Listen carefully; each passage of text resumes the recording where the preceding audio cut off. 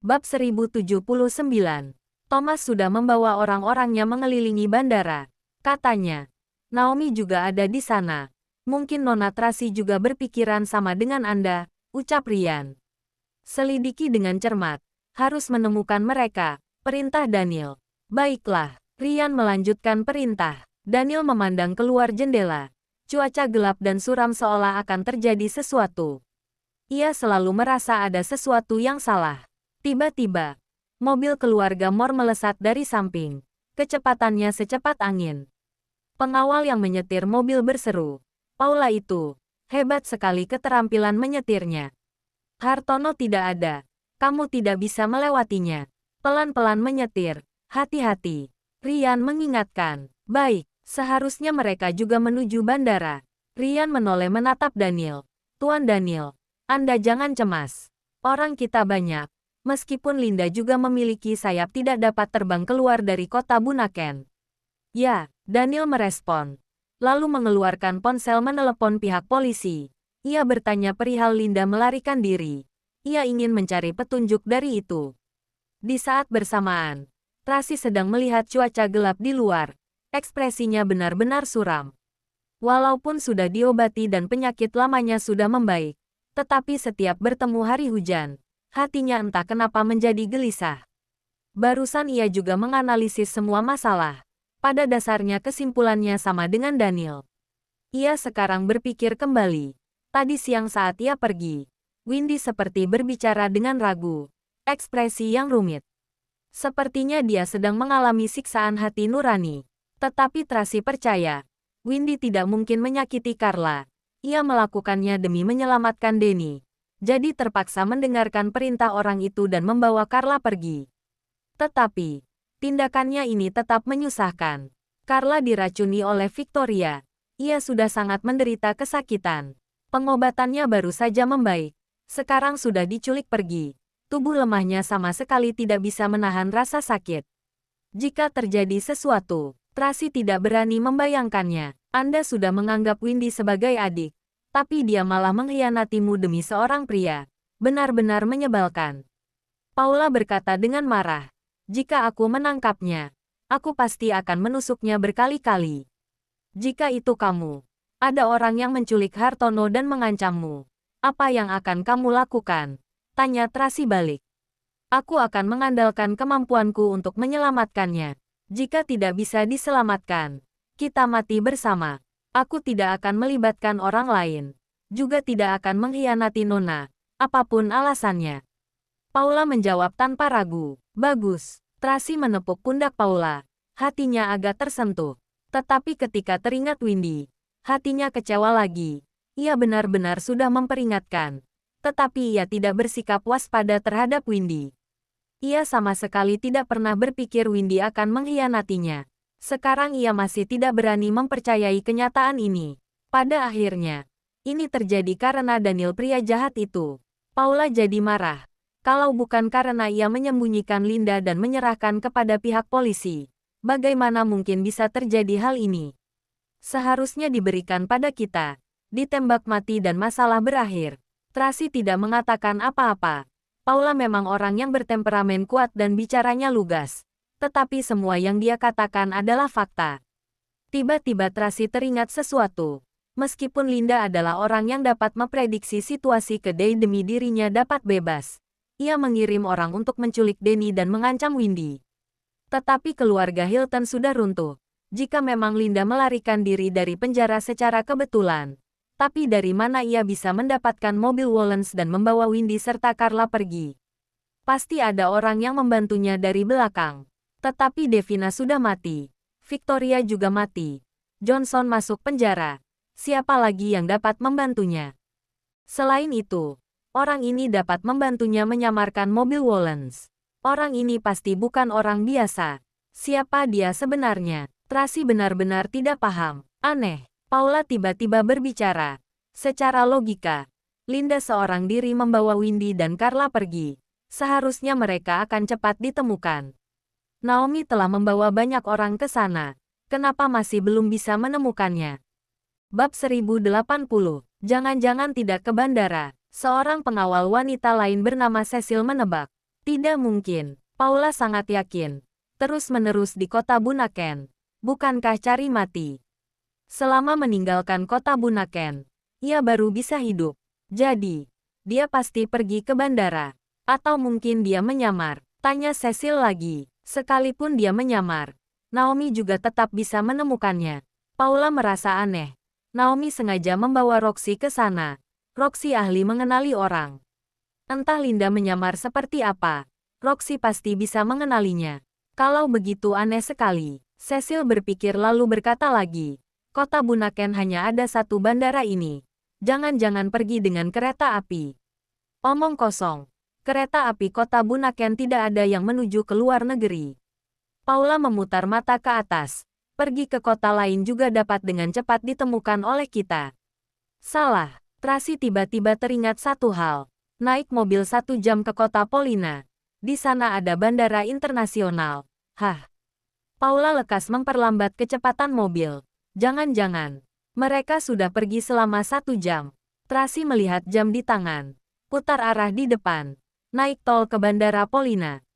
Baik, Paula lekas memutar arah mobil. Ketika mobil berada di jalan tol, mereka bertemu dengan pasukan mobil Wollens. Tampaknya Presdir Daniel sepemikiran dengan Anda, ucap Paula. Tidak usah pedulikan mereka. Segera ke bandara Polina, desak Tracy. Baik, Paula melesat jauh, menggunakan kecepatan tercepat menuju bandara Polina. Di saat bersamaan, Tracy menelepon Naomi. Sekarang kita sedang menuju ke bandara Polina. Kamu jaga di bandara Bunaken. Begitu melihat Linda, langsung dilumpuhkan. Abaikan siapa saja yang menghalangimu. Paham. Anda tenang saja. Naomi tahu masalah ini sangat penting. Selama Linda muncul di hadapanku, aku pasti akan melumpuhkannya dan menyelamatkan Nona Carla. Oke, Tracy menutup telepon. Lalu melihat waktu di tangannya. Ia mendesak dengan buru-buru. Sedikit cepat. Jika Linda membawa Carla ke luar negeri, maka akan merepotkan. Begitu keluar dari negara ini, maka banyak hal di luar kendali mereka. Mungkin nanti, mereka akan sulit ditemukan, seperti jarum dalam tumpukan jerami. Tidak masalah jika itu orang dewasa. Dengan kekuatan Mor pasti dapat ditemukan. Tetapi Carla masih kecil. Tubuhnya lemah. Ia tidak tahan rasa sakit. Hati Tracy mulai gelisah. Ia ingin segera tiba di bandara Polina. Di dalam pasukan mobil Wollens, Daniel sudah menghubungi polisi di bandara Polina. Ingin mencegah penerbangan internasional melalui mereka dulu. Pihak polisi harus berkoordinasi melalui lembaga resmi dulu dan mereka membutuhkan waktu. Daniel meminta mereka segera berkoordinasi. Pada saat yang sama, ia juga menghubungi pihak lembaga resmi. Pokoknya Daniel sedang berusaha menghentikan Linda membawa Carla pergi. Pada saat yang sama, di bandara Polina, Linda dan 4 bawahannya yang sedang menyamar, membawa Windy dan Carla melewati area pemeriksaan. Carla diberi obat tidur oleh Windy. Ia mulai mengantuk sejak turun dari mobil. Windy selalu menggendongnya, tidak pernah melepaskannya di bandara. Tetapi bagaimanapun, Carla sudah berumur 6 tahun. Lengan Windy mulai kebas karena menggendongnya terlalu lama. Ia sama sekali tidak kuat menggendongnya lagi. Ia ingin beristirahat sejenak. Namun, Linda tak mengizinkan. Selama belum melewati pemeriksaan, masalah apapun bisa terjadi. Ia melirik bawahannya. Pria asing tinggi itu hendak menggendong Carla. Windy memeluk Carla dengan erat tidak ingin melepaskan. Ia berkata dengan emosional, "Aku bisa. Aku bisa. Aku kuat menggendongnya. Tidak perlu bantuanmu." Setelah berbicara, Windy menggertakkan gigi sambil menggendong Carla dan menjalani pemeriksaan. Linda memberikan dokumen baru untuk Windy dan Carla. Petugas bandara memeriksa dokumen. Tetapi ketika melihat Carla yang tertidur, ia agak curiga. Jadi bertanya, "Anak kenapa?" Bab 1081. La flu. Jadi makan obat flu dan tertidur lelap. Windy memeluk Carla dengan erat. Lengannya agak gemetar karena mengeluarkan banyak tenaga. Bajunya juga basah. "Kamu, siapanya anak?" tanya petugas itu lagi. Bibinya. Ketika Windy berbicara, ada orang yang ingin mengambil koper. Koper itu hampir menabrak Carla. Ia lekas menggunakan tangan melindungi kepala Carla. sehingga bagian punggung tangannya tergores oleh koper. Petugas bandara melihat Windy begitu menyayangi anak, sehingga tak banyak yang bertanya-tanya lagi. Ia melepaskan mereka dan mengingatkan mereka, di depan ada kereta anak bisa digunakan. Windy berterima kasih, tetapi dia tidak berani menggunakan kereta anak. Ia takut Linda akan menyakiti Carla. Jadi ia terus memeluk Carla dengan erat, tidak berani melepaskannya. Sekelompok orang itu tiba di ruang tunggu kelas bisnis. Akhirnya Windy dapat memeluk Carla sambil duduk dan agak bersantai sejenak. Linda menginstruksi kepada 4 orang itu. 2 orang menunggu di luar, 2 orang lainnya berdiri di belakangnya. Linda duduk di sofa, menyorot Windy dengan dingin. Lalu diperingatkan dengan suara rendah. Jangan ketakutan seperti itu. Semua orang melihat kita. Jika menarik perhatian polisi, hidupmu akan berakhir. Kapan kamu melepaskan Kak Denny? Windy bertanya sambil mengerutkan kening. Aku sudah melakukan semua yang kamu minta. Membawa Carla keluar. Begitu aku tiba di Thailand, tentu saja aku akan meminta orang melepaskan Denny. Linda berkata dengan dingin. Selama aku tiba di Thailand dengan aman, kamu dan Denny akan baik-baik saja. Jika terjadi sesuatu, ia yang mati pertama kali. Lalu orang kedua adalah kamu. Apa maksudmu? Windy tercengang. Sesuatu seperti apa? Omong kosong. Kamu pikir Daniel dan Tracy mudah ditaklukkan? Linda berkata. Mereka sekarang sedang mencariku. Jika mereka tiba di sini, akan sangat merepotkan. Tapi aku sudah melakukan hal yang kamu minta. Windy panik. Kamu menculik Kak Denny. Dia terluka dan dikurung selama sebulan olehmu. Jika begini terus, ia akan mati. Untuk apa buru-buru? Tiba di Thailand dulu. Baru melepas orang. Linda tidak berkompromi. Sekarang juga lepaskan. Windy berkata dengan serius.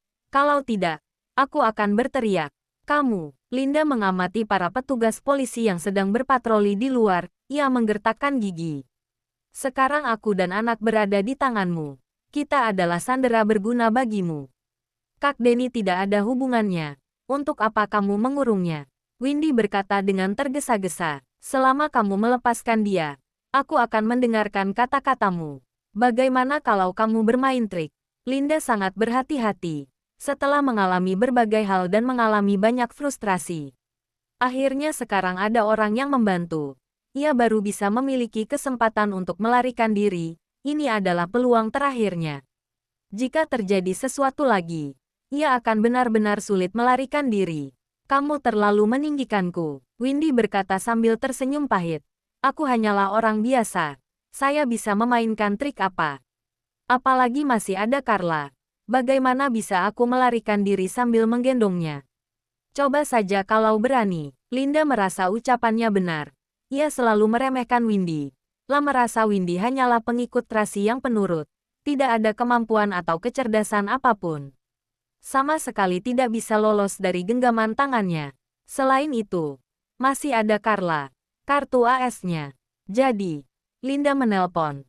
Membiarkan orang itu melepaskan Denny. Aku ingin mendengarnya. Aku ingin bicara dengan Kak Denny. Memastikan dia benar-benar pergi dengan aman.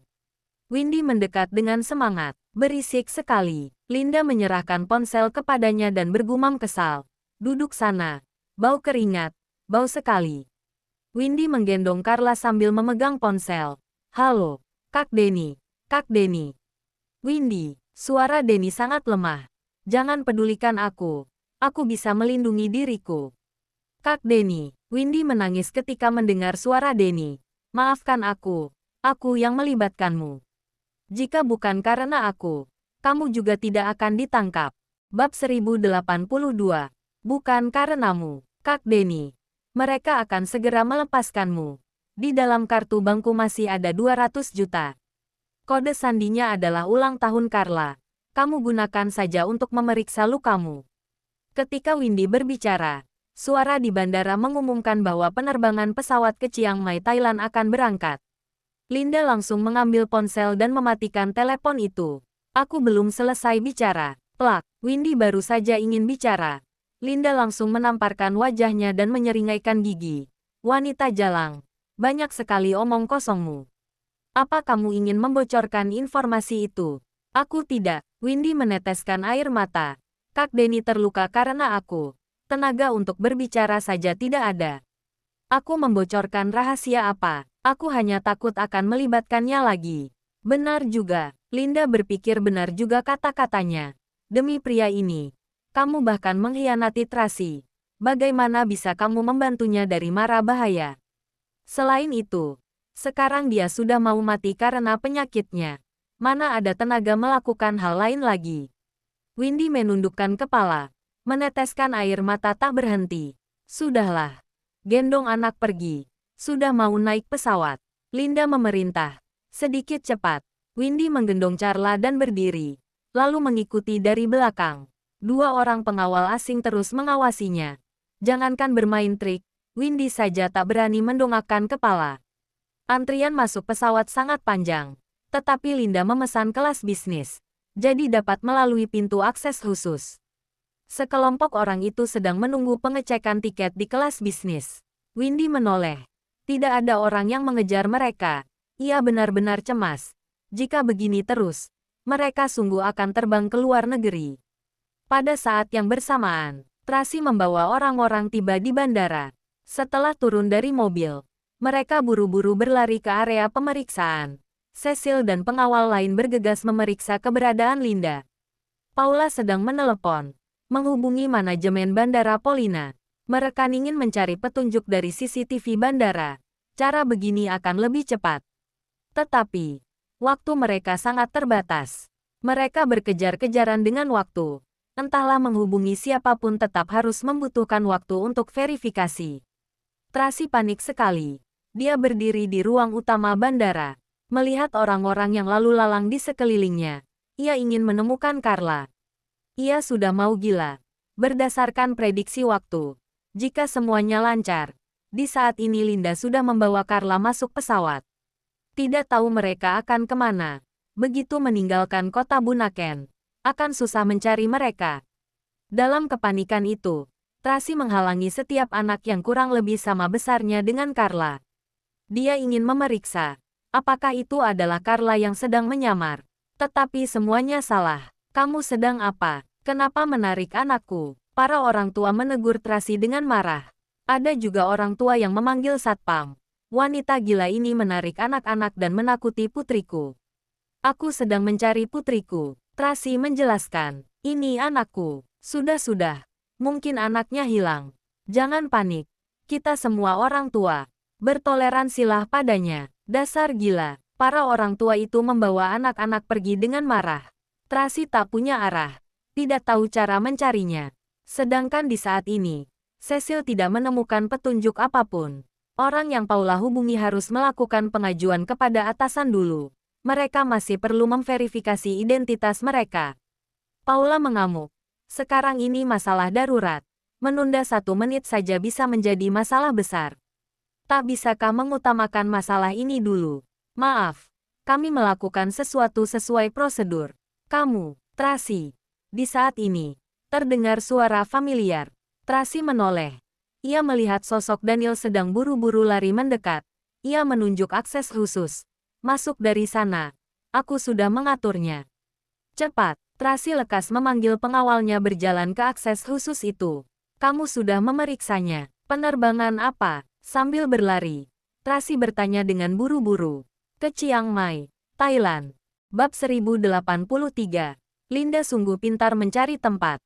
Tracy berkata sambil menyeringaikan gigi. Aku mengira tempat itu adalah tempat traumaku. Jadi aku tidak akan pernah berpikir bahwa dia akan membawa Carla ke Chiang Mai. Tempat paling berbahaya adalah tempat paling aman. Daniel mengernyitkan kening. Kurasa dia berpikir begitu. Bagaimana kamu bisa tahu nomor penerbangannya? Tracy bertanya dengan rasa ingin tahu. Orang-orangku tak terlihat. Denny menelepon memberitahuku. Daniel berkata, ia dipukuli Linda dan dikurung selama sebulan. Tadi baru dilepaskan. Windy sengaja membocorkan informasinya saat meneleponnya tadi. Persis dengan tebakanku. Tracy marah dan cemas. Windy sungguh ceroboh.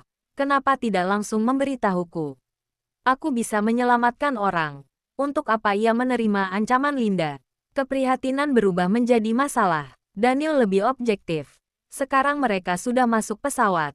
Harus cepat dihentikan. Kamu cepat beritahu bandara. Hentikan penerbangan itu. Tracy buru-buru mendesak atasannya masih dalam pengajuan. Di saat seperti ini masih mengajukan. Tracy sudah mau mengamuk.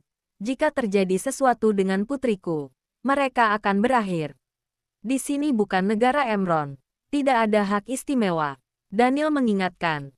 Sekarang kita sudah tahu lokasinya. Saya sudah menghubungi pihak polisi Thailand. Tracy sama sekali tidak mendengarkan.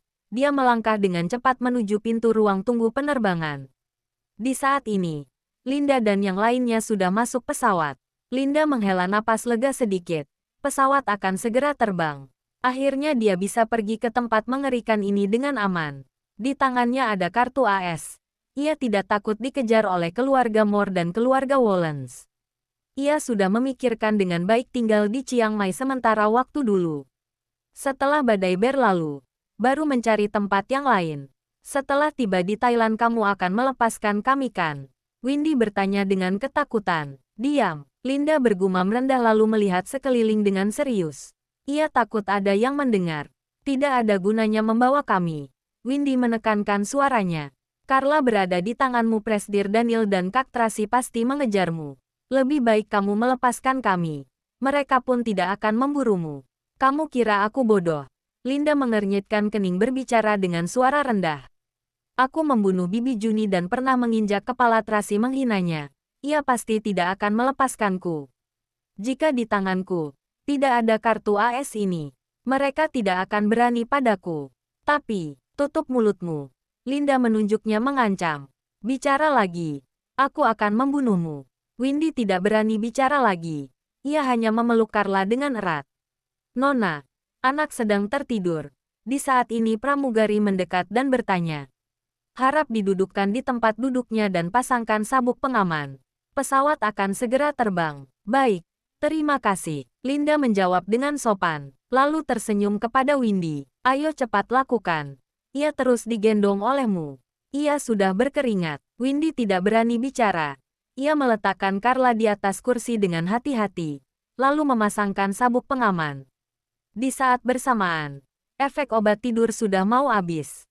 Carla mulai sedikit bergerak, dan ada tanda-tanda mau bangun. Ekspresi Linda berubah. Tepat di saat pramugari sudah pergi, ia bertanya dengan suara rendah. Apa yang terjadi? Bukankah aku bilang padamu, untuk beri obat tidur yang banyak? Kenapa dia sudah mau bangun? Ia sedang sakit. Tidak boleh terlalu banyak makan obat tidur. Windy menjelaskan dengan suara rendah. Ini adalah batas normalnya. Jika dia bangun dan menangis bagaimana? Wajah Linda suram. Sekarang beri dia obat tidur lagi. Tidak bisa. Ia tidak boleh makan lagi. Windy menggeleng-gelengkan kepala dengan cemas. Orang-orang di sekeliling melihat ke arah mereka. Merasa beberapa orang ini aneh. Linda memelototi Windy agar tidak menarik perhatian. Ia tak banyak bicara lagi. Hanya mengambil 2 butir obat tidur yang dipecahkan menjadi bubuk dan memasukkannya ke dalam botol minuman. Lalu mengocoknya. Ia hendak memberi Carla minum. Jangan lupa like, comment, and subscribe ya. Terima kasih. Tunggu terus kelanjutannya.